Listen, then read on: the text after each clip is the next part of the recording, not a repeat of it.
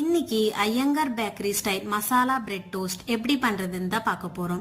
இந்த ரெசிபியை பண்றதுக்கு கடாயில ஆயில் ஆட் பண்ணிக்கோங்க. இது கூட கடுகு, சீரகம், பொடியா கட் பண்ண வெங்காயம், பச்சை மிளகா, கேப்சிகம் சேர்த்து ஒரு 5 நிமிஷம் நல்லா குக் பண்ணிக்கோங்க.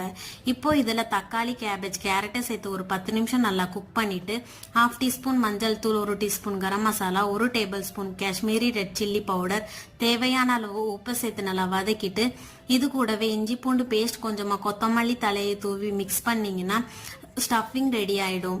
இப்போ ஒரு தவால பட்டரை ஸ்ப்ரெட் பண்ணி பிரெட்டை வச்சு ஒரு சைடு டோஸ்ட் ஆனதும் திருப்பி போட்டு நம்ம ரெடி பண்ணி வச்ச ஸ்டஃபிங்கை சேர்த்து ஸ்ப்ரெட் பண்ணி விட்டு இப்போ இதுக்கு மேல டோஸ்ட் பண்ணி வச்ச பிரெட்டை சேர்த்து டோஸ்ட் பண்ணீங்கன்னா சூப்பர் டேஸ்டி அண்ட் சிம்பிளான Iyengar bakery style masala bread toast ready ஆயிடும். ஈவினிங் டைம்ல பசங்களுக்கு இந்த மாதிரி ஸ்நாக்ஸ் செஞ்சு கொடுத்து பாருங்க. என்ஜாய் பண்ணி சாப்பிடுவாங்க. ட்ரை பண்ணி பாருங்க.